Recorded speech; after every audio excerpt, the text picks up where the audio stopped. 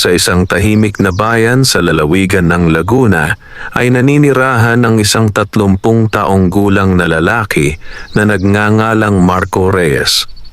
Kilala siya ng mga tao bilang masipag, mabait, responsable at maaasahan. May maayos siyang trabaho bilang accounting assistant sa isang pribadong kumpanya sa lungsod at hindi kailanman nagkaroon ng problema sa kanyang mga kasamahan. Ngunit sa kabila ng lahat ng kanyang mabubuting katangian, may isang bagay na matagal nang bumabagabag sa kanyang puso. Wala pa siyang naging kasintahan. Habang ang kanyang mga kaibigan noong kolehiyo ay may mga asawa na at may mga anak na rin, si Marco ay nananatiling nag-iisa. Tuwing may reunion, siya ang palaging tinatanong, "Kailan ka mag-aasawa? May girlfriend ka na ba? Baka naman sobrang taas ng standards mo." Sa una ay natatawa lamang siya sa mga biro ng kanyang mga kaibigan. Ngunit habang lumilipas ang mga taon, nagsimula ng sumakit ang mga tanong na iyon. Pakiramdam niya ay may kulang sa kanyang buhay. Tuwing umuwi siya mula sa trabaho, wala siyang makausap tungkol sa kanyang araw. Wala siyang kasabay kumain ng hapunan. Wala siyang kasamang mamasyal tuwing weekend. Nagiging mas tahimik ang kanyang bahay sa bawat pagdaan ng panahon. Isang gabi, habang nakahiga siya sa kanyang kama, napatingin siya sa kisame. Bakit parang lahat may kasama na? Bulong niya sa sarili, napabuntong hininga siya. Hindi naman siya pangit. Hindi rin siya mayabang. May trabaho siya. May sariling bahay. May ipon. Ngunit tila ba, walang babaeng interesado sa kanya. Kinabukasan, ay muli siyang pumasok sa opisina. Habang nagkakape siya sa pantry, lumapit ang kanyang matalik na kaibigan na si Ronald. "Ano na naman yung mukha mo?" Natatawang tanong nito. "Wala." "Sinungaling." Napailing si Marco. "Naiisip ko lang." "Ang girlfriend issue mo na naman?" Napayuko si Marco. Tumawa si Ronald. "Pare, ikaw kasi. Kapag may babaeng lumalapit, kinakabahan ka agad. Paano naman kasi kung mapahiya ako?" Paano ka magkaka-girlfriend kung hindi ka susubok?" Napakamot siya sa ulo. Alam niyang tama ang kanyang kaibigan. Maraming pagkakataon sa nakaraan na may mga babaeng nagpapakita ng interes sa kanya, ngunit lagi siyang umatras dahil sa takot. Takot siyang mabigo. Takot siyang ma-reject. Takot siyang masaktan. Kaya mas pinili niyang umiwas. Ngunit ngayon ay nagsisimula na siyang magsisi. Pagkatapos ng trabaho ay niyaya siya ni Ronald sa isang coffee shop. Doon ay pinagmasdan nila ang mga taong dumadaan sa labas ng salamin. May mga magkasintahang nagtatawanan. May mga mag-asawang magkahawak kamay. May mga pamilyang masayang naglalakad. Habang nakatingin si Marco sa kanila, ay nakaramdam siya ng matinding inggit. Hindi niya maiwasan. Matagal na niyang pinapangarap na magkaroon ng isang taong mamahalin at magmamahal sa kanya. "Pare," sabi ni Ronald. "Sa tingin ko kailangan mo ng kumilos." "Paano?" "Subukan mo makipagkilala." Napaisip siya. Madali sabihin. Madali ring gawin. Napailing si Marco. Para sa iba ay maaaring madali nga. Ngunit para sa kanya ay tila napakahirap. Mula pagkabata ay mahiyain na siya. Hindi siya sanay makipag-usap sa mga babae. Kapag may magandang babae sa kanyang harapan, ay parang nawawala ang kanyang mga salita. Parang humihinto ang kanyang utak at lalong lumalala iyon habang tumatanda siya. Makalipas ang ilang araw ay nagkaroon ng lakas ng loob si Marco na gumawa ng account sa isang dating application. Kinakabahan siyang pinindot ang register button. Parang may malaking hakbang siyang ginagawa sa kanyang buhay. Maingat niyang inilagay ang kanyang mga larawan. Pinili niya ang pinakamaganda niyang kuha. Naglagay rin siya ng maayos na impormasyon tungkol sa kanyang sarili. Pagkatapos ay nagsimula siyang mag-scroll. Napakaraming babae. May mga guro, may mga nurse, may mga negosyante, may mga empleyado, may mga mahilig sa paglalakbay, may mga mahilig sa pagluluto. Unti-unting nabuhayan ng pag-asa si Marco. Marahil ito na ang pagkakataong matagal niyang hinihintay. Ilang oras ang lumipas. May unang babaeng nagpadala ng mensahe. Nanlaki ang kanyang mga mata. Agad siyang kinabahan. Paulit-ulit niyang binasa ang simpleng mensahe. Hello. Napakagat siya sa labi. Hindi niya alam kung ano ang isasagot. 5 minuto. 10 minuto. 15 minuto.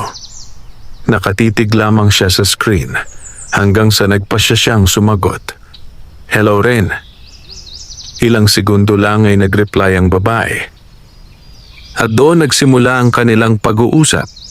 Masayang-masaya si Marco. Pakiramdam niya ay unti-unti nang nagbabago ang kanyang kapalaran. Sa mga sumunod na araw ay naging madalas ang kanilang pag-uusap. Ang pangalan ng babae ay Angela. 28 taong gulang, mabait, magalang, at tila interesado sa kanya. Lalong lumaki ang pag-asa ni Marco. Araw-araw ay hinihintay niya ang mga mensahe nito. Kapag nag-reply si Angela ay agad gumagaan ang kanyang pakiramdam. Kapag matagal itong hindi nagre-reply ay hindi siya mapakali. Hindi niya namamalayang nagsisimula na siyang mahulog ang loob. Makalipas ang 2 linggo ay naglakas loob siyang magtanong. Pwede ba tayong magkita? Ilang minuto ang lumipas bago dumating ang sagot. Kinakabahan siyang nakatitig sa screen. Pagkatapos ay lumabas ang mensahe. Pasensya ka na, Marco. May boyfriend na ako. Naghahanap lang ako ng kausap noon. Parang binuhusan ng malamig na tubig ang kanyang buong katawan. Paulit-ulit niyang binasa ang mensahe. Umaasa siyang mali lamang ang kanyang pagkakaintindi. Ngunit malinaw ang lahat. May boyfriend na si Angela. Hindi siya kailanman naging espesyal. Isa lamang siyang kausap. Isa lamang siyang pampalipas oras. Napayuko siya. Pakiramdam niya ay may mabigat na bagay na dumagan sa kanyang dibdib. Kinabukasan ay napansin agad ni Ronald ang kanyang lungkot. Ano nangyari? Ikinuwento ni Marco ang lahat. Tumango si Ronald. Masakit talaga yan. Akala ko may pag-asa na. Hindi naman ibig sabihin yan tapos na. Ngunit hindi agad nakabangon si Marco. Sa loob ng ilang linggo ay tila nawala ang kanyang sigla. Pakiramdam niya ay muli siyang nabigo. Muli siyang naiwan. Muli siyang nag-iisa. Ngunit habang nakaupo siya isang gabi sa beranda ng kanyang bahay, ay may isang matandang lalaki na dumaan sa kanilang kalye. Nakilala niya ito, si Mang Isko, isa sa pinakamatandang residente sa kanilang lugar. Huminto ito sa kanyang harapan. Bakit parang malungkot ka, iho? Ngumiti ng pilit si Marco. Wala po. Umupo ang matanda sa tabi niya. Alam mo, noong kabataan ko, 3 beses akong nabigo bago ko nakilala ang asawa ko. Napatingin si Marco. 3 beses po? Tumawa ang matanda. Oo. Tapos? 60 taon kaming nagsama. Nanahimik si Marco. Ngumiti si Mang Isko. Kung sumuko ako sa unang pagkabigo, hindi ko sana nakilala ang babaeng pinakamamahal ko. Parang may tumamang liwanag sa isip ni Marco. Matagal siyang nakatitig sa madilim na kalangitan. Marahil ay tama ang matanda. Marahil ay hindi pa ito ang tamang panahon. Marahil ay may dahilan kung bakit hindi pa niya natatagpuan ang babaeng para sa kanya. Ngunit sa kaibuturan ng kanyang puso ay gumawa siya ng isang pangako. Hindi na siya matatakot, hindi na siya uurong, at gagawin niya ang lahat upang matagpuan ang babaeng tunay na magmamahal sa kanya. Hindi pa niya alam na ang desisyong iyon ang magiging simula ng isang napakahabang paglalakbay. Isang paglalakbay na magdadala sa kanya sa mga pagsubok, kabiguan at mga pangyayaring tuluyang magbabago sa kanyang buhay. Maagang nagising si Marco kinabukasan.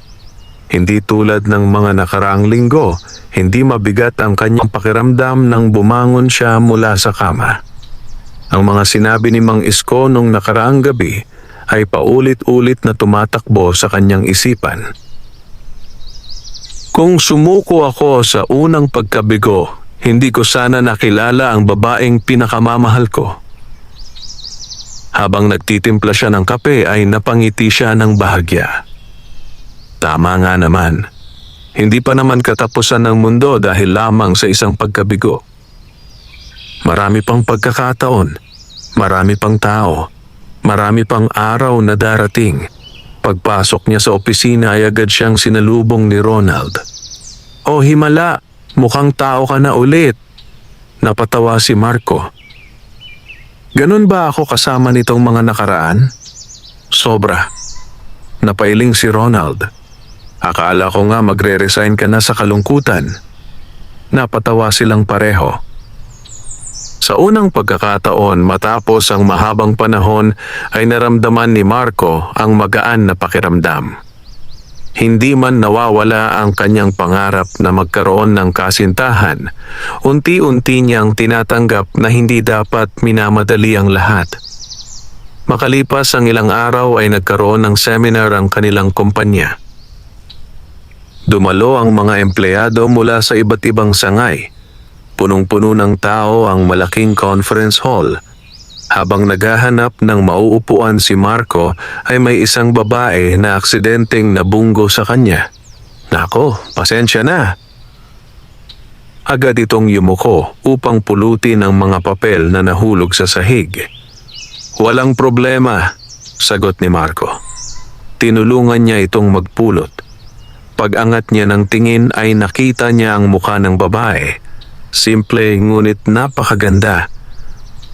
May maamong mga mata at magiliw ng ngiti. "Salamat," sabi ng babae. "Walang anuman. By the way, ako nga pala si Claire." "Marco." Ngumiti ito. "Ikinagagalak kitang makilala." Pagkatapos noon ay naghiwalay sila upang umupo sa kani-kanilang pwesto. Ngunit hindi maiwasang mapatingin ni Marco sa direksyon nito paminsan-minsan. Hindi dahil sa sobrang ganda nito, kundi dahil may kakaiba siyang naramdaman. May kakaibang gaan sa tuwing nakikita niya itong ngumiti. Matapos ang seminar ay nagkataon namang muli silang nagkita sa lobby. "Marco!" Nagulat siya nang tawagin siya nito. "Claire, pauwi ka na?" "Oo, pareho pala tayo." Naglakad silang magkasabay palabas ng gusali. Habang nag-uusap ay nalaman niyang 29 na taong gulang si Claire at nagtatrabaho bilang Human Resource Officer sa isa pang sangay ng kumpanya. Mahilig ito sa pagbabasa, mahilig magluto, at higit sa lahat, napakadaling kausap. Hindi tulad ng ibang babae na kinaiilangang kausapin ni Marco noon. Kay Claire ay tila natural lamang ang lahat. Hindi niya kailangang pilitin ang sarili. Hindi niya kailangang magkunwari. Pagdating sa sakayan ay nagpaalam sila sa isa't isa. "Ingat ka, Marco. Ikaw rin." Ngumiti si Claire bago sumakay ng bus. At sa buong biyahe pauwi ay hindi mawala sa isip ni Marco ang mukha nito. Pagdating ng bahay ay agad siyang naghapunan. Ngunit habang kumakain ay napansin niyang muli siyang nakangiti mag-isa. Napailing siya. Ano ba ito? Parang teenager na unang beses magkakagusto sa isang babae. Kinabukasan ay bumalik siya sa kanyang normal na gawain. Ngunit makalipas lamang ang ilang araw, ay nakatanggap siya ng mensahe sa kanyang telepono mula kay Claire. Hello, Marco. Kumusta? Nanlaki ang kanyang mga mata. Hindi niya inaasahang kukunin pala nito ang kanyang numero mula sa listahan ng seminar participants. Agad siyang napangiti. Ayos lang. Ikaw? Mabilis itong nag-reply. Mula noon ay nagsimula silang magkausap. Sa umpisa ay simpleng kamustahan lamang hanggang sa naging pang-araw-araw na usapan. Napansin ni Marco na masaya siya sa tuwing kausap si Claire. Hindi niya nararamdaman ang kaba na dati niyang nararanasan. Mas nagiging komportable siya habang tumatagal. Maging si Ronald ay napansin ng pagbabago. May babae na naman yata. Napatawa si Marco. Paano mo nalaman? Kitang-kita sa mukha mo. Hindi na itago ni Marco ang kanyang ngiti. Ikinuwento niya ang tungkol kay Claire. Tahimik na nakinig si Ronald. Pagkatapos ay tumango ito. Mag-ingat ka lang. Bakit? Huwag mong ibuhos agad lahat. Napaisip si Marco. Naalala niya ang nangyari kay Angela. Tama ang kanyang kaibigan. Hindi dapat siyang magmadali. Hindi dapat agad umasa. Ngunit habang lumilipas ang mga linggo, ay lalo nilang nakikilala ang isa't isa. Minsan ay sabay silang nagkakape. Minsan ay sabay silang naglalakad pagkatapos ng trabaho. Minsan ay nagkukwentuhan sila hanggang gabi. Unti-unting lumalalim ang kanilang samahan. Isang Sabado ay inimbitahan siya ni Claire sa isang charity event na sinalihan nito. Nagulat si Marco nang makita kung gaano kabait ang babae. Buong araw itong tumulong sa mga batang nangangailangan. Nakikipaglaro, namimigay ng pagkain, nakikinig sa kanilang mga kwento. Habang pinagmamasdan niya ito ay may kung anong init na bumalot sa kanyang puso. Hindi lamang pala maganda si Claire. Mabuti rin ang kanyang kalooban. Sa araw na iyon ay mas lalo siyang humanga rito. Pagkatapos ng programa ay sabay silang umupo sa ilalim ng isang malaking puno sa parke. Tahimik ang paligid. Malamig ang hangin. Napatingin si Claire sa kalangitan. Masaya ako ngayon. Napangiti si Marco. Bakit? Kasi may natulungan tayo. Tumango siya. Ilang sandali silang nanahimik. Pagkatapos ay nagsalita si Claire. Ikaw, Marco? Anong pinapangarap mo? Napaisip siya. Matagal bago siya sumagot. Gusto ko ng simpleng buhay. Simple? Oo. Ngumiti siya. Yung may tahimik na bahay, may pamilya, may taong uuwian ko araw-araw. Napatingin sa kanya si Claire. Hindi ito nagsalita, ngunit tila may kung anong emosyon sa mga mata nito. Hindi iyon napansin ni Marco. Abala siya sa pag-iisip ng kanyang mga pangarap. Habang lumulubog ang araw ay lalo silang nagkakilala. At sa unang pagkakataon, matapos ang napakaraming taon ng pag-iisa, nagsimula ulit umusbong ang pag-asa sa puso ni Marco. Ngunit hindi niya alam na may isang lihim si Claire. Isang lihim na maaaring maging dahilan upang mabago ang lahat ng kanilang nabubuong samahan. At ang lihim na iyon ay unti-unti nang papalapit sa sandaling mabubunyag.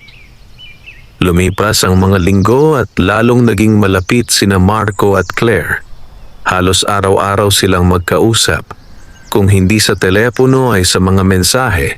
Kung hindi naman sa mensahe ay sa personal na pagkikita pagkatapos ng trabaho. Unti-unting naging bahagi ng araw ni Marco ang presensya ni Claire. Kapag maganda ang kanyang umaga, nais niya itong ibahagi kay Claire. Kapag may problema siya sa trabaho, si Claire ang una niyang naiisip na kausapin. Kapag may nakakatawang pangyayari, agad niya itong ikinukwento rito. Hindi na niya napansin kung kailan eksaktong nagsimulang mahulog ng tuluyan ang kanyang loob. Ngunit isang bagay ang sigurado. Mahalaga na si Claire sa kanyang buhay. Isang gabi, habang magkausap sila sa telepono, napansin niyang tila tahimik ang babae. "May problema ba?" tanong niya. "Wala naman." "Tiyak?" Narinig niya ang mahinang buntong hininga nito. Pagod lang siguro. Hindi na niya ito pinilit. Ngunit may kakaibang pakiramdam siyang hindi maipaliwanag. Parang may itinatago si Claire. Parang may bagay itong gustong sabihin ngunit hindi magawa. Kinabukasan ay nagkita sila sa isang maliit na cafe. Habang umiinom ng kape ay napansin ni Marco na tila malalim ang iniisip ng babae. Hindi ito katulad ng dating masigla at palangiting Claire na kanyang nakilala. "Claire," napatingin ito sa kanya. "May bumabagabag sa iyo." Ngumiti ito ng pilit. "Ganyan ba ako kadaling basahin?" Napatawa si Marco. "Medyo." Ilang segundo itong nanahimik. Pagkatapos ay tumingin sa bintana. "Marco,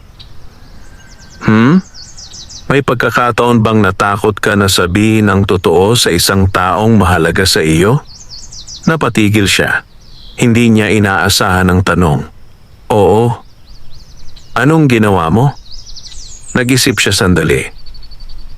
"Sa totoo lang, madalas akong natatakot." Napangiti si Claire.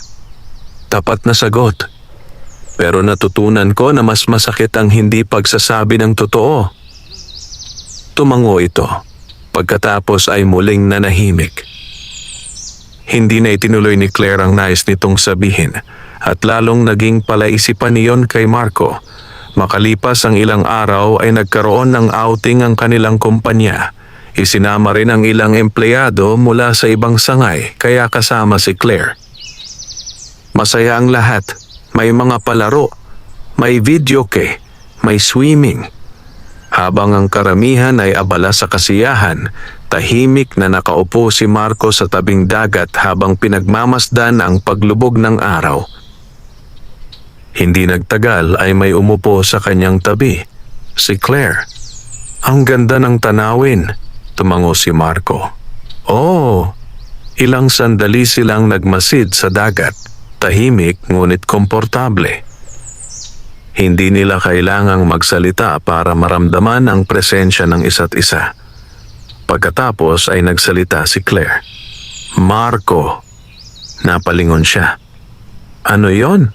May kung anong lungkot sa mga mata nito. "Salamat." "Para saan?" "Sa lahat." Napangiti siya. "Wala yon." "Hindi." Umiling ito. Maraming tao ang mabait sa umpisa pero nawawala kapag nakilala ka na nila. Nagtaka si Marco. "Anong ibig mong sabihin?" Hindi agad sumagot si Claire. Parang may pinipigilan itong emosyon. Ngunit bago pa ito makapagsalita ay may tumawag mula sa malayo. "Claire!" Pareho silang napalingon. May isang lalaking mabilis na lumalapit sa kanilang direksyon. Matangkad, maayos manamit, at tila pamilyar kay Claire. Agad na tumayo ang babae. Nanlaki ang mga mata nito. "Anong ginagawa mo rito?" Hindi nakaligtas kay Marco ang kaba sa boses nito. Huminto ang lalaki sa kanilang harapan at pagkatapos ay tumingin kay Marco. "Siya ba?" Nagtaka si Marco. "Sino po kayo?" Hindi agad sumagot ang lalaki. Sa halip ay tumingin muna ito kay Claire. Pagkatapos ay nagsalita. Ako si Adrian. Tahimik ang paligid. Parang biglang bumigat ang hangin. At ang sumunod na sinabi ng lalaki ang tuluyang nagpayanig sa puso ni Marco. Ako ang fiancé ni Claire. Parang huminto ang oras. Hindi agad nakapagsalita si Marco. Pakiramdam niya ay may malakas na puwersang tumama sa kanyang dibdib. Unti-unti siyang napatingin kay Claire. Umaasa siyang magsasalita ito. Umaasa siyang itatanggi nito ang sinabi ng lalaki. Ngunit nanatiling nakayuko ang babae at doon niya nalaman ang katotohanan. Totoo ang sinabi ni Adrian.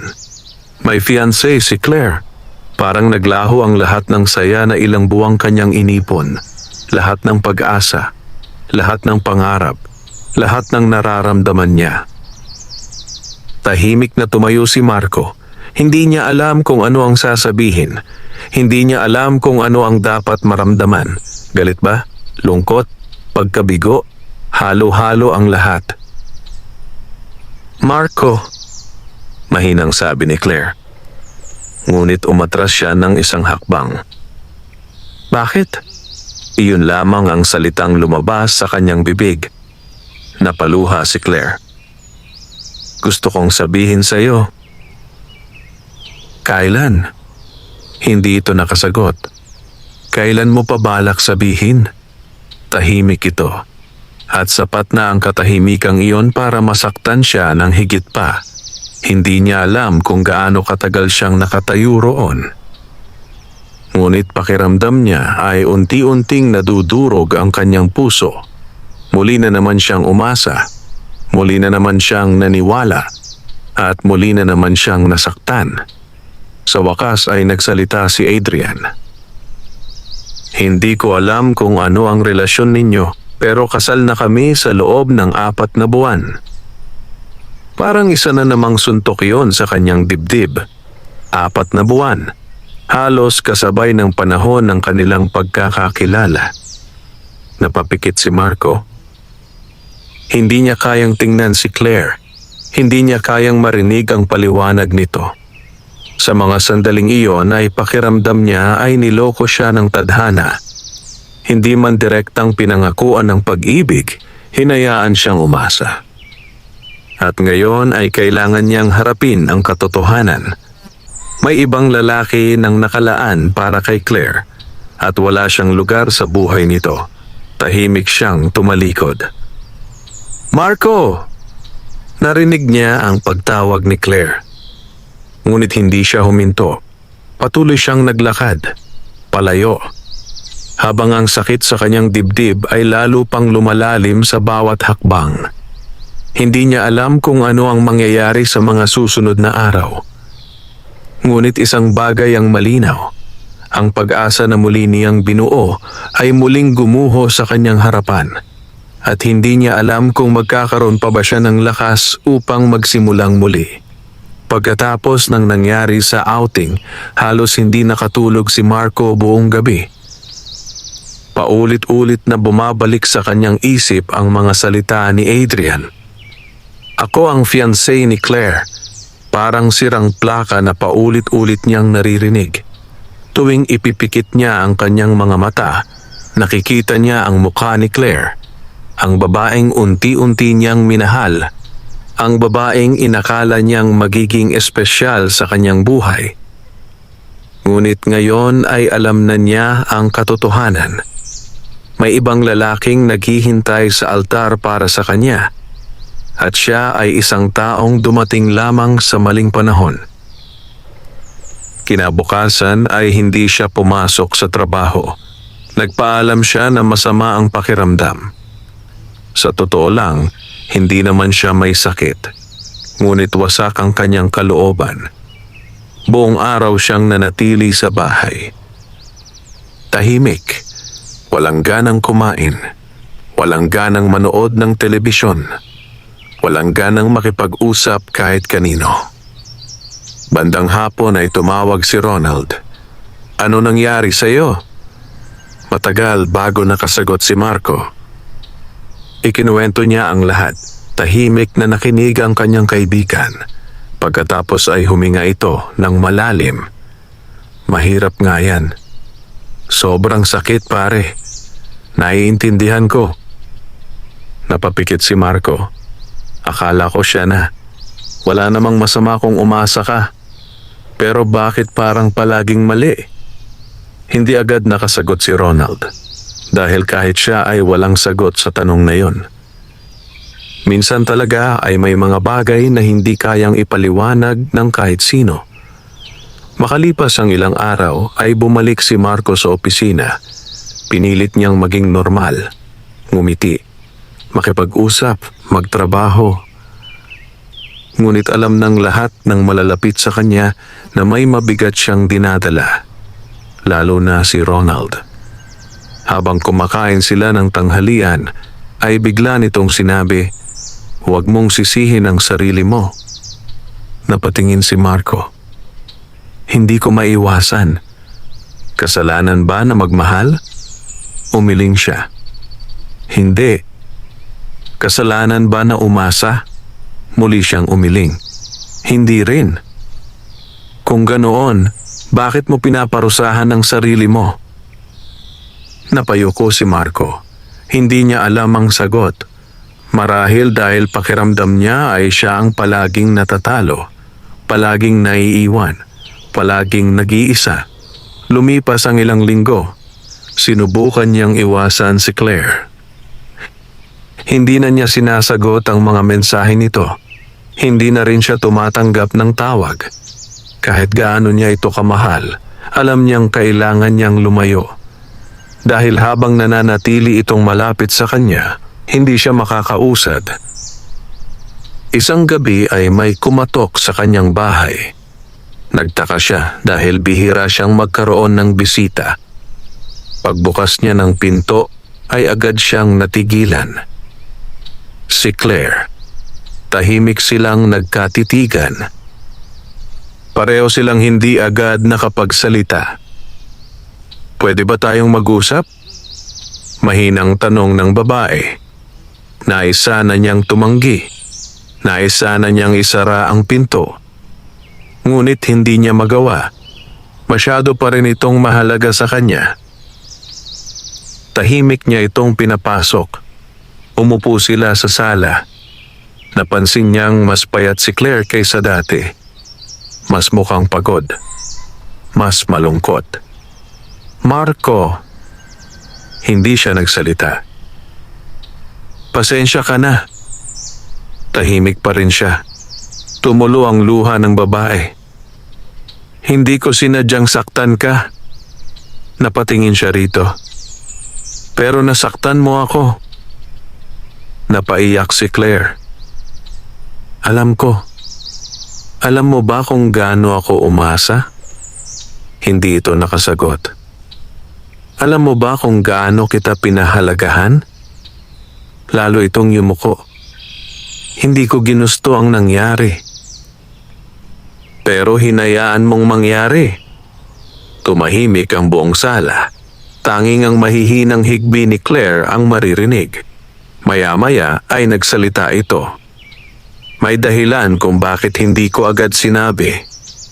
Napapikit si Marco. "Hindi na mahalaga." Mahalaga. Umangat ang tingin nito. At sa unang pagkakataon ay nakita niya ang sakit sa mga mata nito. "Pinilit lang ako sa engagement." Nanlaki ang kanyang mga mata. Hindi niya inaasahan iyon. "Ano?" Napaluha si Claire. "Matagal nang kaibigan ng pamilya namin si Adrian." Tahimik siyang nakinig. "Gusto ng mga magulang ko na siya ang mapangasawa ko. Pero pumayag ka. Dahil akala ko iyon ang tama." Tumulo muli ang kanyang mga luha. Pero habang tumatagal, hindi nito natuloy ang sasabihin. Parang nahihirapan itong ilabas ang laman ng kanyang puso. "Ano?" Napapikit ito. At pagkatapos ay marahang nagsalita. "Habang tumatagal, naguguluhan ako. Hindi na kailangang ipaliwanag pa. Naiintindihan ni Marco ang ibig nitong sabihin. At iyon ang lalong nagpabigat sa kanyang dibdib. Dahil kung may nararamdaman man si Claire para sa kanya, huli na ang lahat. May fiancé na ito. May kasal ng nakatakda. May buhay ng nakaayos. Hindi niya kayang sirain yon. Hindi niya kayang maging dahilan ng gulo. Matagal silang nanahimik. Pagkatapos ay tumayo si Marco. Napatingin si Claire sa kanya. Claire?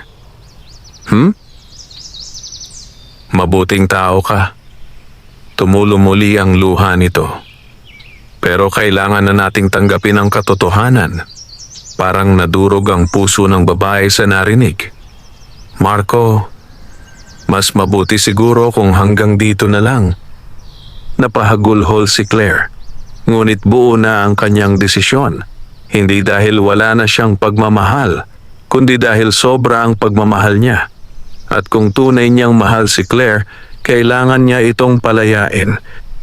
Kahit siya ang masaktan, kahit siya ang mawalan, kahit siya ang maiwan. Maya-maya ay tumayo rin si Claire.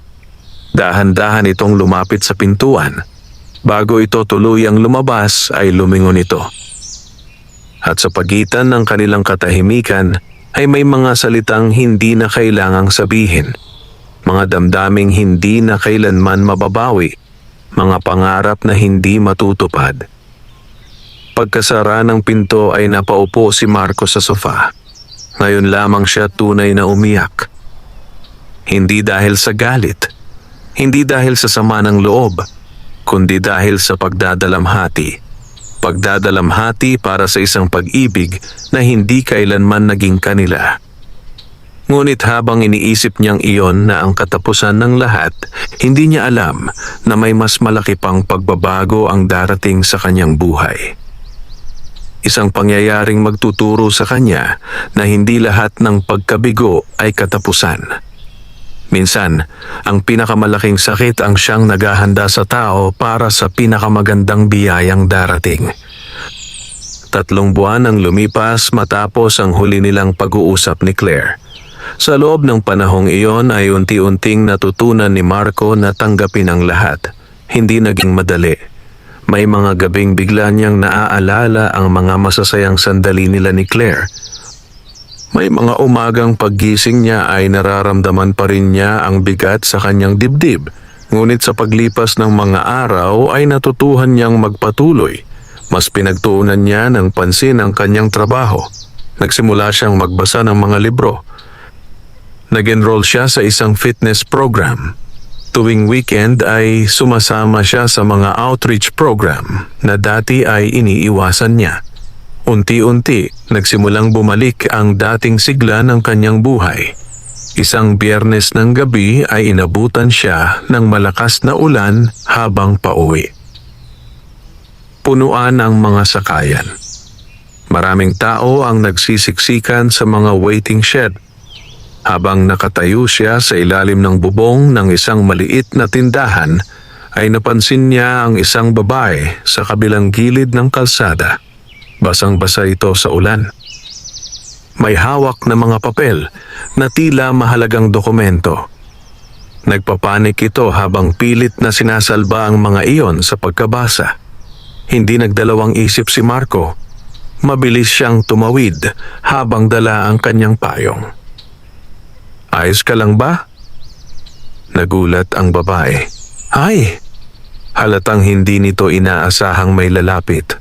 Baka mabasa lahat ng dala mo. Agad niyang inilapit ang payong. Napatingin sa kanya ang babae. May maganda itong mga mata. Simple ang ayos. Walang mabigat na makeup. Ngunit may likas itong kagandahan na agad napansin ni Marco. Salamat. Walang anuman. Ngumiti ang babae at sa unang pagkakataon matapos ang mahabang panahon, may kakaibang pakiramdam na muling gumalaw sa puso ni Marco. Hindi niya iyon pinansin. Ayaw na niyang magmadali. Ayaw na niyang umasa agad. Saan ka papunta? Tanong niya. Doon sa terminal. Pareho pala tayo. Magkasabay silang naglakad.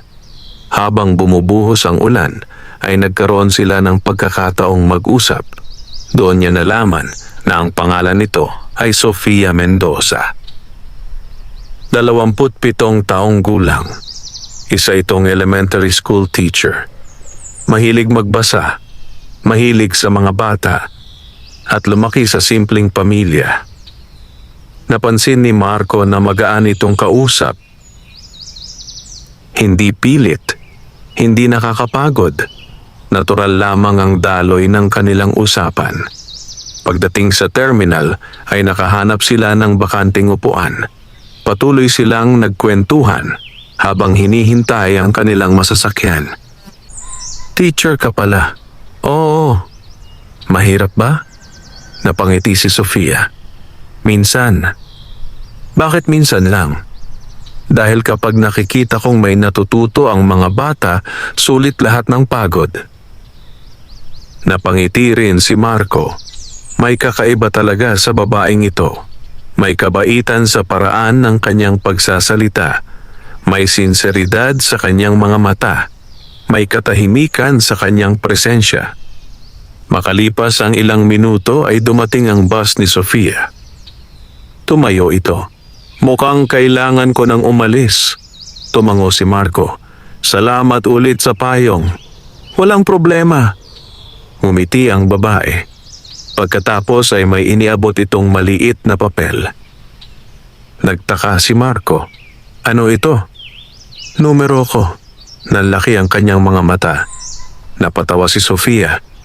Mukhang nagulat ka. Medyo. Mabait ka kasi. Bahagyang namula si Marco. Hindi niya alam kung ano ang sasabihin. Bihira siyang makaranas ng ganito. Pwede mo akong i-text kung gusto mo. At bago pa siya makasagot ay sumakay na ito sa bus. Tahimik niyang pinagmasdan ang papalayong sasakyan. Habang hawak ang maliit na papel ay napangiti siya. Hindi niya alam kung bakit. Ngunit sa loob ng kanyang puso ay may munting pag-asa na muling sumibol. Kinabukasan ay matagal niyang pinag-isipan kung magte-text ba siya. Naalala niya ang mga nangyari noon. Naalala niya si Angela. Naalala niya si Claire. Ayaw niyang masaktan muli. Ngunit naalala rin niya ang sinabi ni Mang Isko. Kung sumuko ako sa unang pagkabigo, hindi ko sana nakilala ang babaeng pinakamamahal ko. Huminga siya ng malalim at sa wakas ay nagpadala ng mensahe. Magandang umaga. Si Marco ito. Ilang minuto lamang ang lumipas. Nag-reply agad si Sofia. Good morning. Akala ko hindi ka na magte-text. Napangiti siya. Bakit naman? Mukha kang mahiyain. Napatawa si Marco. Tama ito. Mahiyain nga siya. Mula noon ay nagsimula silang magkausap. Ngunit kakaiba ang pagkakataong ito. Hindi siya nagmamadali. Hindi siya agad umaasa. Hindi niya pinipilit ang anumang mangyari. Hinahayaan lamang niyang makilala nila ang isa't isa. Lumipas ang mga linggo. At habang tumatagal ay lalo niyang nakikita ang tunay na pagkatao ni Sofia. Mabait, mapagmahal, masipag, at higit sa lahat, tapat. Hindi ito mahilig magpanggap. Hindi ito mahilig magpaligoy-ligoy. Kung ano ang nasa puso nito ay iyon ang lumalabas sa bibig. At iyon ang bagay na matagal nang hinahanap ni Marco. Ngunit habang unti-unting lumalalim ang kanilang pagkakaibigan, may isang tao namang muling babalik sa kanyang buhay. Isang taong akala niya ay tuluyan nang nawala. Isang taong minsang nagpabago sa kanyang puso. At ang pagbabalik ng taong iyon ay maglalagay kay Marco sa isang napakahirap na desisyon. Patuloy na lumalalim ang pagkakaibigan ni Marco at Sofia sa mga sumunod na buwan. Hindi nila namalayang naging bahagi na sila ng pang-araw-araw na buhay ng isa't isa. Tuwing umaga ay may simpleng kumustahan. Tuwing tanghali ay may maikling usapan. At tuwing gabi ay madalas silang magkwentuhan tungkol sa mga nangyari sa kanilang araw. Sa pagkakataong ito, iba ang nararamdaman ni Marco. Wala siyang kaba, wala siyang pagpilit, wala siyang desperasyon. Sa unang pagkakataon sa maraming taon, natututo siyang hayaan ang mga bagay na kusang umusbong.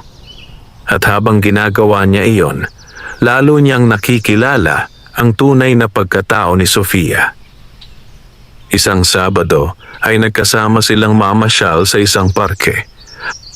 Habang naglalakad ay napansin ni Marco kung paano ngumiti si Sofia sa mga batang naglalaro, kung paano nito tinulungan ng isang matandang nahulog ang mga dala, kung paano ito magpasalamat sa simpleng serbisyo ng isang tindera. Maliit na bagay para sa iba. Ngunit para kay Marco, malaking bagay iyon dahil ipinapakita ng mga iyon kung sino talaga si Sofia. At habang pinagmamasdan niya ito, may munting tinig sa kanyang puso na nagsasabing baka ito na ang babaeng matagal niyang hinihintay. Ngunit hindi pa siya handang magdesisyon. Ayaw niyang maulit ang mga nangyari noon. Ayaw niyang pangunahan ang panahon. Kaya nanatili siyang maingat. Makalipas ang ilang araw ay may dumating na hindi niya inaasahan. Habang nasa opisina siya ay may tumawag sa kanyang telepono. Hindi pamilyar ang numero. Hello? Tahimik ang kabilang linya sa loob ng ilang segundo. Pagkatapos ay nagsalita ang isang boses na matagal na niyang hindi narinig. Marco. Nanigas siya. Agad niyang nakilala ang boses. Si Claire. Parang bumalik ang lahat ng alaala. Ang mga masasayang usapan. Ang mga pangarap. Ang sakit. Ang mga luhang pilit niyang nilimot. Hindi siya agad nakapagsalita. Marco? Oo. Mahina ang kanyang boses. Kumusta ka na? Napatingin siya sa bintana ng opisina. Mabuti. Tumahimik muli si Claire. Ako rin. Hindi niya alam kung bakit biglang bumigat ang kanyang dibdib. Akala niya ay tuluyan na siyang nakausad. Akala niya ay wala na siyang mararamdaman. Ngunit sapat pala ang marinig lamang ang boses nito upang magulo muli ang kanyang damdamin. Bakit ka tumawag? Tanong niya. May ilang segundong katahimikan. Pagkatapos ay marahan itong sumagot. Gusto lang kitang makausap. Napapikit si Marco. Hindi niya alam kung ano ang mararamdaman. Galit? Lungkot? Kasiyahan? Hindi niya mahanap ang tamang sagot. Sa huli ay pumayag siyang magkita sila. Hindi dahil may inaasahan pa siya, kundi dahil pakiramdam niya ay may mga bagay na kailangan pa ring malinawan. Pagdating ng araw ng kanilang pagkikita, ay maaga siyang dumating sa cafe. Kinakabahan siya, parang bumalik siya sa mga nakaraang buwan. Makalipas ang ilang minuto ay dumating si Claire. Ngunit ibang-iba ito sa babaeng huli niyang nakita. Mas payat, mas tahimik, at mas malungkot. Umupo ito sa harapan niya. Salamat sa pagpunta. Tumango lamang si Marco. Ilang sandali silang hindi nagsalita. Parang parehong naghahanap ng tamang salita. Sa wakas ay nagsimula si Claire. Hindi natuloy ang kasal. Napatigil si Marco. Nanlaki ang kanyang mga mata. Ano? Napayuko ito. 2 buwan na ang nakalipas. Hindi siya agad nakapagsalita. Parang hindi niya inaasahan ang narinig. Naghiwalay kami ni Adrian. Tahimik siyang nakinig. Napagtanto kong hindi ko siya tunay na mahal. Tumulo ang luha ni Claire. Matagal ko nang alam iyon. Mas lalo bumigat ang hangin sa pagitan nila. At isa pa, hindi nito agad natuloy ang sasabihin. Ano? Tumingin ito sa kanyang mga mata at ang mga sumunod na salita ay hindi niya inaasahan. Ikaw ang minahal ko. Parang huminto ang kanyang paghinga. Hindi siya makapaniwala. Ang mga salitang matagal niyang gustong marinig noon ay ngayon lamang dumating. Ngunit iba na ang lahat. Hindi na siya ang lalaking dating naghihintay. Hindi na siya ang lalaking desperadong magkaroon ng kasintahan. Hindi na siya ang lalaking handang ibigay ang lahat para lamang mapansin. Marami nang nagbago, marami na siyang natutunan. At higit sa lahat, may Sofia na sa kanyang buhay. Bagamat wala pa silang relasyon, alam niyang mahalaga na ito sa kanya. Tahimik na tumulo ang mga luha ni Claire. Alam kong huli na. Hindi sumagot si Marco. Alam kong wala akong karapatang umasa. Lalong naging mahirap ang sitwasyon dahil alam niyang totoo ang nararamdaman nito. Nakikita niya iyon sa mga mata nito. Naririnig niya iyon sa boses nito. Ngunit alam din niyang hindi sapat ang pagmamahal para maging tama ang lahat. Minsan, may mga pagkakataong dumarating ang isang tao sa maling panahon. At kahit gaano ninyo kamahal ang isa't isa, hindi pa rin kayo magkakatuluyan. Pagkatapos ng kanilang pag-uusap ay tahimik silang nagpaalam. Ngunit sa pag-uwi ni Marco ay hindi mapakali ang kanyang isip. Hindi niya alam kung ano ang dapat niyang gawin. Sa isang banda ay may Claire, ang babaeng minsan niyang minahal ng buong puso, at sa kabilang banda ay si Sofia. Ang babaeng unti-unting nagpapagaling sa kanyang sugatang damdamin. Ngayon ay kailangan niyang gumawa ng isang desisyon. Isang desisyong maaaring magbago sa kanyang kinabukasan. At habang nakatanaw siya sa madilim na kalangitan ng gabing iyon, hindi niya alam na may isang katotohanan pang malapit ng mabunyag. Isang katotohanang magpapahirap lalo sa pagpili ng kanyang puso. Hindi nakatulog si Marco ng gabing iyon. Paulit-ulit niyang naaalala ang mga sinabi ni Claire. Ikaw ang minahal ko. Matagal niya iyong pinangarap marinig. Noong mga panahong handa siyang gawin ang lahat para lamang magkaroon ng pagkakataon sa puso nito. Ngunit ngayon na narinig na niya ang mga salitang iyon, hindi niya naramdaman ang saya na inaasahan niya noon. Sa halip, pagkalito ang bumalot sa kanyang isip. Marahil dahil marami nang nagbago, marahil dahil hindi na siya ang dating Marco, at marahil dahil mayroon ng ibang taong unti-unting nakakuha ng puwang sa kanyang puso. Kinabukasan ay maaga siyang nagising. Nagpasya siyang maglakad-lakad sa parke upang malinawan ang kanyang isip. Habang naglalakad siya sa ilalim ng mga puno ay napansin niyang marami ng tao. May mga nagja-jogging. May mga matatandang nag-ehersisyo. May mga batang naglalaro at may mga magkasintahang tahimik na nag-uusap. Dati ay naiinggit siya kapag nakakakita ng ganoon, ngunit ngayon ay hindi na.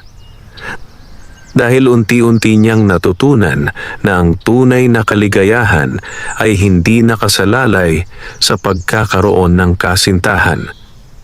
Nagsisimula ito sa pagtanggap sa sarili. Habang nag-iisip siya ay may tumawag sa kanyang telepono, si Sofia. Napangiti siya nang makita ang pangalan nito. Hello? Good morning. Masigla ang boses ng babae. Kumusta ka? Ayos lang. Ngunit agad napansin ni Sofia ang kakaiba sa kanyang tono. May problema ka ba? Napabuntong hininga siya. Napakagaling talaga nitong makahalata. Medyo. Pwede bang ikwento mo? Sandaling nanahimik si Marco. Pagkatapos ay sinabi niya ang totoo. Hindi lahat ng detalye, ngunit sapat upang maunawaan ni Sofia ang kanyang sitwasyon. Tahimik itong nakinig.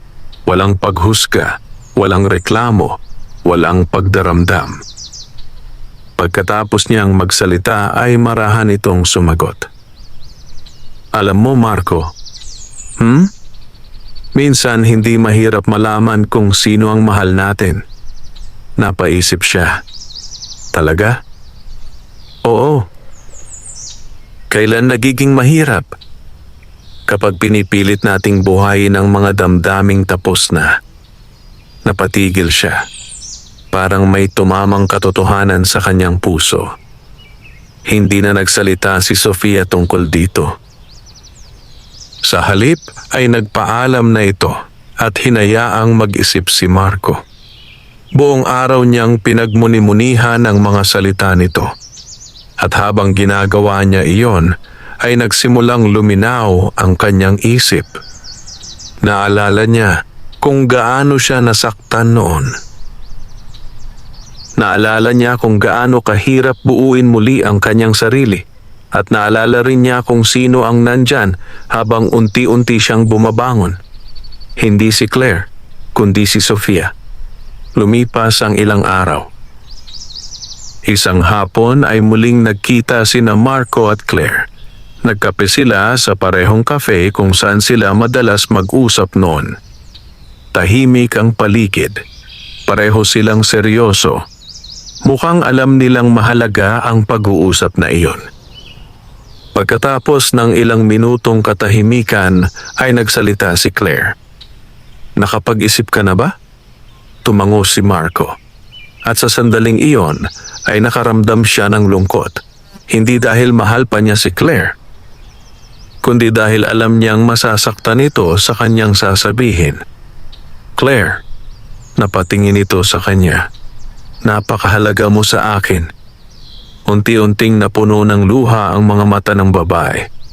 Pero hindi na tayo katulad ng dati. Tahimik itong nakinig. May panahon na ikaw lang ang laman ng isip ko. Tumulo ang unang luha nito. May panahon na handa akong ibigay ang lahat para sa iyo. Napayuko si Claire. Pero lumipas na ang panahong iyon. Parang nabasag ang puso ng babae sa mga salitang iyon. Hindi dahil galit si Marco. Hindi dahil may sama siya ng loob, kundi dahil totoo ang kanyang sinasabi. Hindi na maibabalik ang nakaraan. Hindi na maibabalik ang mga pagkakataong lumipas. At hindi na maibabalik ang pusong matagal nang natutong maghilom. Tama ka. Mahina ang boses ni Claire. Nagulat si Marco. Unti-unti itong ngumiti kahit may mga luhang tumutulo. Alam ko naman. Tumahimik silang dalawa. Pagkatapos ay nagsalita muli si Claire. Siguro kaya ako bumalik dahil umaasa akong maaayos pa. Hindi sumagot si Marco. Pero ngayon naiintindihan ko na. Pinunasan nito ang kanyang mga luha. Hindi lahat ng nawala ay dapat balikan. Napangiti si Marco. Masakit man, ngunit may kapayapaan sa kanilang pag-uusap.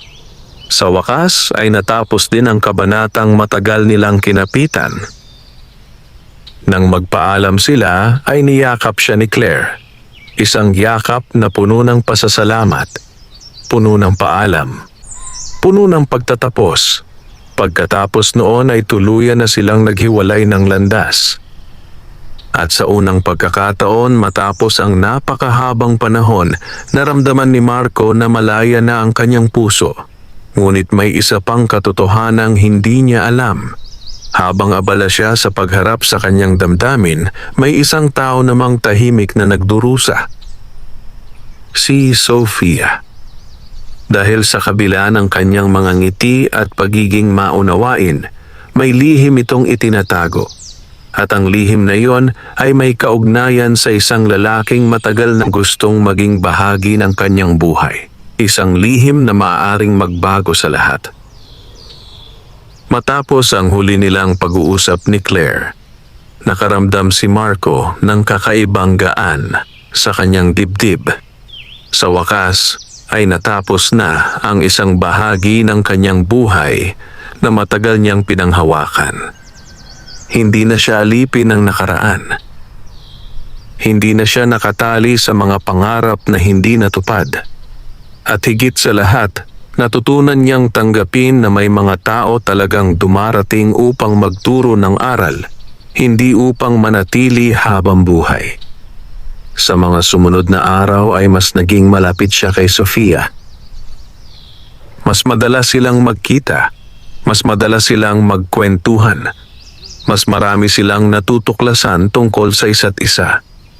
Ngunit habang lumalalim ang kanilang samahan, may napapansin si Marco. May mga pagkakataong tila malungkot si Sofia.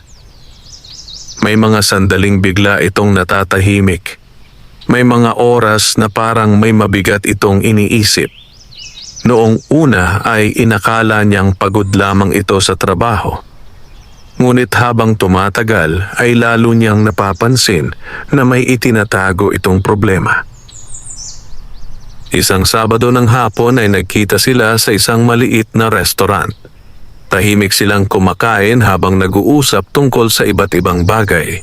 Ngunit hindi nakaligtas kay Marco ang malalim na buntong hininga ni Sofia. Ayos ka lang ba? Napatingin sa kanya ang babae. Ayos lang. Ngunit alam niyang hindi iyon totoo. Sigurado ka? Ngumiti ito ng pilit. Talaga, tahimik siyang tumango. Hindi niya ito pinilit. Alam niyang darating ang panahon na magsasabi rin ito kung handa na. Lumipas ang ilang araw. Isang gabi ay nakatanggap siya ng tawag mula kay Sofia. Kakaiba ang tono ng boses nito. Parang nanginginig, parang umiiyak. Sofia? Marco. Agad siyang kinabahan. Anong nangyari? Hindi agad nakasagot ang babae. Narinig niya ang mahinang paghikbi nito. Saan ka? Nasa bahay? Pupuntahan kita. Hindi na siya nag-aksaya ng oras. Agad siyang nagbihis at nagtungo sa bahay ni Sofia. Pagdating niya roon, ay nadatnan niya itong nakaupo sa kanilang maliit na sala. Namumugto ang mga mata, halatang matagal nang umiiyak. Tahimik siyang umupo sa tabi nito. Anong nangyari? Ilang segundo itong hindi nagsalita. Pagkatapos ay iniabot nito ang isang sobre. Nagtaka si Marco. Dahan-dahan niya itong binuksan at agad siyang natigilan. Isa yung medical report. Habang binabasa niya ang laman nito ay unti-unting nanlaki ang kanyang mga mata. May sakit si Sofia. Isang malubhang sakit na nangangailangan ng mahabang gamutan. Tahimik siyang napayuko. Hindi niya alam kung ano ang sasabihin. Hindi niya inaasahan iyon. Kaya pala may mga pagkakataong tila malungkot ito. Kaya pala may mga oras na bigla itong nawawala. Kaya pala may mga sandaling parang may dinadala itong mabigat na pasanin. Sofia, napaluha muli ang babae. Matagal ko nang alam. Tahimik siyang nakinig. Noong una, akala ko kaya ko. Tumulo ang mga luha nito.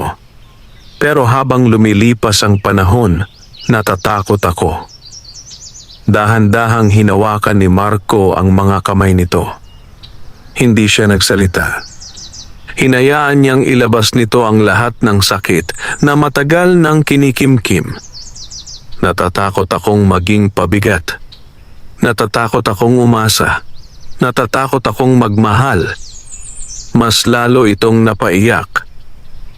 Dahil alam nitong maaaring magbago ang lahat kapag nalaman ng isang tao ang katotohanan. Maraming tao ang umaalis kapag dumarating ang problema. Maraming tao ang nawawala kapag nagsisimula ng maging mahirap ang sitwasyon. At iyon ang kinatatakutan ni Sofia.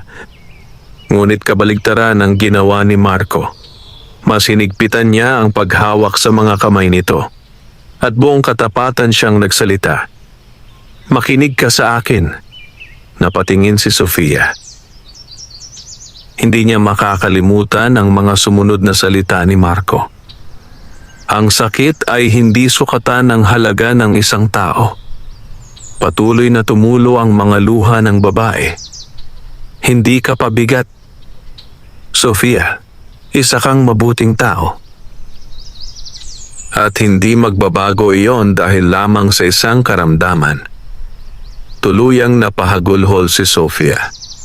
Sa unang pagkakataon matapos ang napakahabang panahon ay may taong hindi tumingin sa kanya bilang isang problema. May taong hindi natakot. May taong nanatili. Matagal silang nag-usap ng gabing iyon at doon nalaman ni Marco ang buong katotohanan. 2 taon nang lumalaban si Sofia sa kanyang sakit. 2 taon na rin itong itinatago ang lahat sa likod ng kanyang mga ngiti. Ngunit may isa pang bagay na mas ikinagulat ni Marco. Isang lihim na hindi nito kailanman nasabi. Sofia.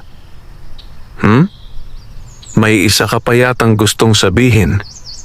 Napayo ko ito. Namula ang kanyang muka. At pagkatapos ng mahabang katahimikan ay marahan itong nagsalita. Meron. Napatingin si Marco. Huminga ng malalim si Sofia. Pagkatapos ay tumingin ito diretso sa kanyang mga mata. At ang mga salitang iyon ang nagpabilis ng tibok ng kanyang puso.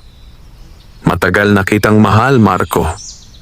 Nanigas siya sa kanyang kinauupuan. Hindi siya makapaniwala. Hindi niya inaasahan iyon. Lalo na sa gabing iyon. Lalo na sa paraang iyon.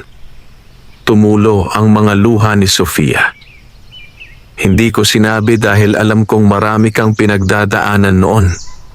At ayokong dagdagan pa. Tahimik na nakatingin si Marco sa kanya. Parang huminto ang oras. Parang nawala ang lahat ng ingay sa paligid. At sa unang pagkakataon matapos ang napakaraming taon ng paghahanap, pagkabigo at pagdurusa, naramdaman niya ang isang bagay na matagal na niyang hinahanap. Isang pag-ibig na totoo. Isang pag-ibig na hindi itinago ng kasinungalingan. Isang pag-ibig na nanatili kahit walang kasiguruhan. Ngunit bago pa siya makasagot, isang bagong pagsubok ang paparating sa kanilang buhay. Isang pagsubok na maaaring maghiwalay sa kanila bago pa man sila magkaroon ng pagkakataong magsimula. Matapos marinig ni Marco ang pagtatapat ni Sofia, matagal siyang nanatiling tahimik. Hindi dahil wala siyang sasabihin, kundi dahil puno ng damdamin ang kanyang puso. Sa loob ng maraming taon, desperado siyang magkaroon ng kasintahan. Desperado siyang maranasan ang pagmamahal. Desperado siyang magkaroon ng taong tatawag sa kanya ng espesyal. Ngunit habang lumilipas ang panahon, natutunan niyang hindi maaaring pilitin ang pag-ibig. Hindi ito hinihingi, hindi ito binibili, hindi ito minamadali. Dumarating ito sa tamang panahon. At ngayon, habang nakatingin siya sa babaeng nasa kanyang harapan, unti-unti niyang nauunawaan kung bakit kailangan niyang pagdaanan ang lahat ng sakit noon. Dahil kung hindi siya nasaktan kay Angela, hindi siya matututong maging maingat. Kung hindi siya nasaktan kay Claire, hindi niya matututunang pahalagahan ang taong tunay na nananatili. At kung hindi siya dumaan sa mga kabiguang iyon, baka hindi niya nakilala ang babaeng nasa harapan niya ngayon. Tahimik niyang hinawakan ang mga kamay ni Sofia. Napatingin ito sa kanya. May luha pa rin sa mga mata nito. May takot, may pag-aalinlangan, may pangambang baka masaktan lamang muli. Ngunit ngumiti si Marco. Isang ngiting puno ng katapatan. Sofia, nanginginig ang boses ng babae. Salamat, nagtaka ito. Para saan? Sa pananatili. Muling tumulo ang luha nito. Salamat sa pagiging totoo. Salamat sa pagiging mabuti. At salamat dahil hindi ka sumuko. Hindi na napigilan ni Sofia ang kanyang pag-iyak. Sa wakas ay nailabas nito ang lahat ng emosyon na matagal na nitong kinikimkim. At sa gabing iyon, sa unang pagkakataon, walang pagtatago sa pagitan nila. Walang lihim, walang pangamba. Tanging dalawang pusong sugatan na unti-unting naghihilom. Pagkalipas ng ilang araw ay naging mas malapit pa sila sa isa't isa. Ngunit hindi pa rin nila binibigyan ng pangalan ang kanilang relasyon. May mas mahalagang bagay silang kailangang harapin. Ang kalagayan ni Sofia. Habang lumalalim ang kanilang samahan ay nagsimula rin ang mas mahirap na bahagi ng paggamot nito. Mas madalas ang pagpunta sa ospital. Mas madalas ang pagsusuri. Mas madalas ang mga araw na nanghihina ito. At sa bawat pagkakataon ay naroon si Marco. Hindi bilang bayani, hindi bilang tagapagligtas, kundi bilang isang taong nagmamalasakit. Minsan ay sinasamahan niya itong maghintay sa laboratorio. Minsan ay dinadalhan niya ito ng pagkain. Minsan ay simpleng nakaupo lamang siya sa tabi nito habang nagpapahinga. At sa bawat araw na lumilipas ay lalo niyang nakikita kung gaano katatag si Sofia. Sa kabila ng sakit, sa kabila ng takot, sa kabila ng kawalan ng katiyakan, patuloy itong lumalaban.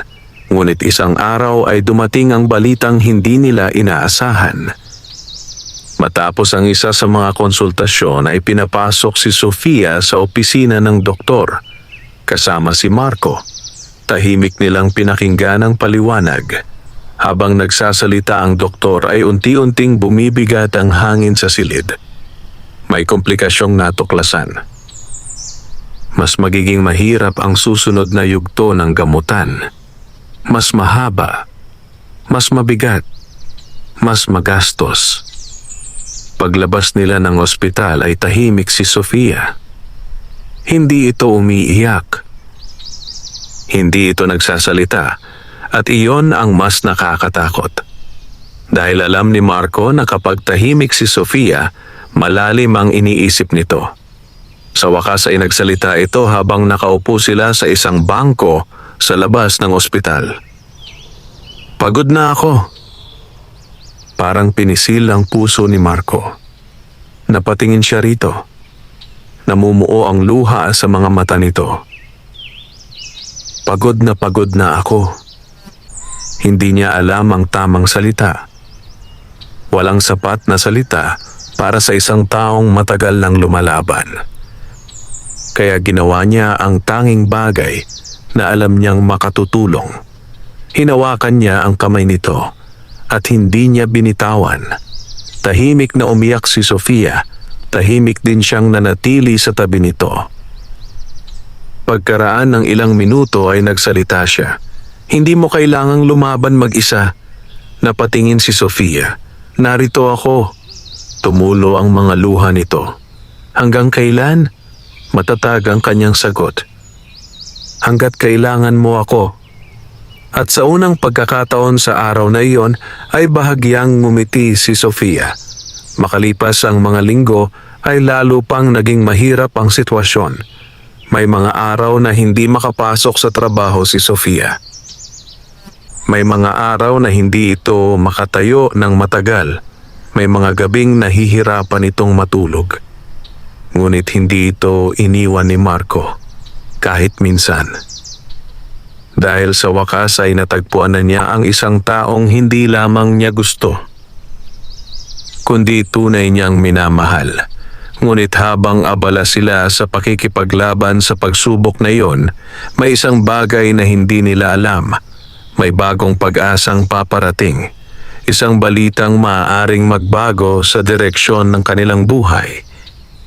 At ang balitang iyon ay darating sa oras na halos mawalan na sila ng pag-asa.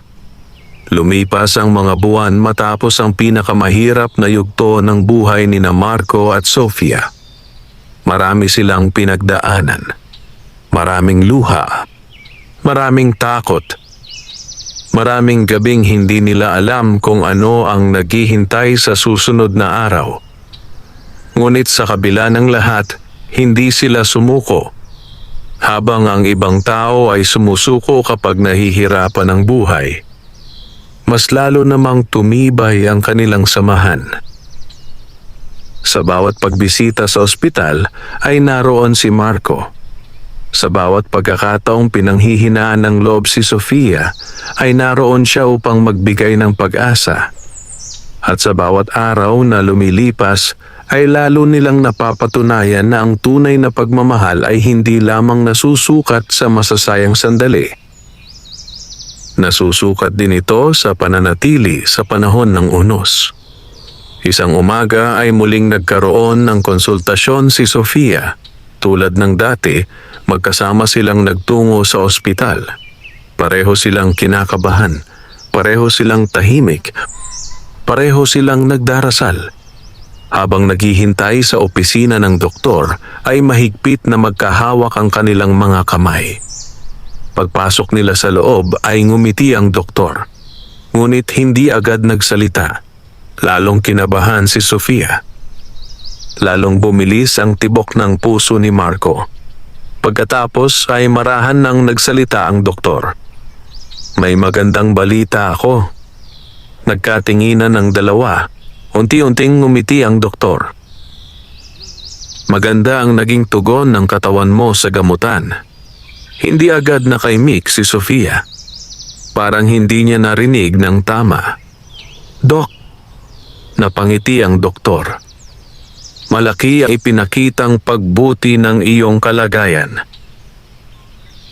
Nagsimulang tumulo ang mga luha ni Sofia, mga luhang puno ng pag-asa, mga luhang matagal niyang ipinagdasal. Napahawak siya sa kanyang bibig habang pilit pinipigilan ng paghikbi. Samantala, napapikit si Marco. Tahimik siyang nagpasalamat. Hindi niya namalayang may mga luha na rin pala sa kanyang mga mata. Sa wakas ay may liwanag na silang nakikita matapos ang mahabang kadiliman. Paglabas nila ng ospital ay hindi na napigilan ni Sofia ang kanyang sarili. Mahigpit nitong niyakap si Marco. Maraming tao ang nakatingin sa kanila, ngunit wala silang pakialam. Sa mga sandaling iyon ay tanging ang isa't isa lamang ang mahalaga. Salamat. Paulit-ulit na sabi ni Sofia habang umiiyak. Napangiti si Marco. Hindi mo kailangang magpasalamat. Kailangan. Umiling ito. Kung wala ka, hindi na nito natuloy ang sasabihin. Dahil muli itong napaluha. Marahang pinunasan ni Marco ang mga luha nito. At sa pagkakataong iyon ay alam na niya ang nais niyang gawin. Hindi bukas. Hindi sa susunod na taon. Kundi ngayon. Sa mismong araw na iyon, lumipas ang ilang linggo. Mas lumakas ang katawan ni Sofia. Mas naging masigla ito. Mas naging masaya. At habang nakikita iyon ni Marco ay lalo niyang napagtatanto na ito ang babaeng nais niyang makasama habang buhay. Isang gabi ay niyaya niya si Sofia sa parke kung saan minsan silang naglakad ng magkasama. Tahimik ang paligid, maliwanag ang buwan, malamig ang hangin. Habang naglalakad sila ay biglang huminto si Marco. Nagtaka si Sofia. Bakit? Ngunit bago pa ito makapagtanong muli ay lumuhod si Marco sa harapan nito. Nanlaki ang mga mata ng babae, maging ang kanyang paghinga ay tila huminto. Dahan-dahang inilabas ni Marco ang isang maliit na kahon at nang buksan niya iyon ay lumitaw ang isang simpleng singsing. Tumulo agad ang luha ni Sofia. Sofia! Nanginginig ang boses ni Marco, hindi dahil sa takot, kundi dahil sa lalim ng kanyang nararamdaman. Noong una, desperado akong magkaroon ng girlfriend. Napangiti si Sofia sa gitna ng kanyang pagluha. Pakiramdam ko noon ay kulang ang buhay ko kapag wala akong kasama. Patuloy siyang nagsalita. Pero habang lumilipas ang panahon, natutunan kong hindi dapat hanapin ang pag-ibig dahil lamang sa takot sa pag-iisa. Tumango si Sofia. Natutunan kong hintayin ang tamang tao. Mas lalo itong napaiyak. At natagpuan kita. Tahimik ang buong paligid. Parang tumigil ang mundo para sa kanilang dalawa. Mamahalin mo ba ako habang buhay? Tuluyan ang bumuhos ang luha ni Sofia. At sa pagitan ng kanyang mga hikbi ay agad itong tumango. Oo. Napatawa si Marco habang lumuluha rin. Sigurado ka? Muli itong tumango. Oo. Mas malakas na ngayon. Oo, Marco. Agad niyang isinuot ang singsing sa daliri ni Sofia at sa gitna ng malamig na gabi ay mahigpit silang nagyakapan. Lumipas ang 1 taon. Natuloy ang kanilang kasal, dumalo ang kanilang mga pamilya, mga kaibigan, mga katrabaho at lahat ng mga taong naging bahagi ng kanilang paglalakbay. Naroon din si Ronald, si Mang Isko, at maging si Claire. Ngunit sa pagkakataong iyon ay wala ng sakit sa kanilang mga puso dahil natagpuan na rin ni Claire ang sarili niyang kaligayahan. Habang nakatayo sa harapan ng altar si Marco ay naalala niya ang lahat ng kanyang pinagdaanan. Ang mga gabing nag-iisa siya, ang mga pagkabigo, ang mga maling pag-asa, ang mga luha, at ang mga pagkakataong gusto na niyang sumuko. Ngunit kung may isang aral siyang natutunan sa buong paglalakbay niya, iyon ay ang katotohanan ito. Hindi kailanman dapat madaliin ang pag-ibig. Dumarating ito sa tamang tao, sa tamang panahon, at sa tamang paraan. Ang lalaking minsang desperadong magkaroon ng girlfriend ay hindi lamang nakatagpo ng isang kasintahan. Natagpuan niya ang babaeng magiging katuwang niya sa buong buhay. At sa wakas, natagpuan din niya ang tunay na kaligayahan na matagal niyang hinahanap. Wakas aral ng kwento.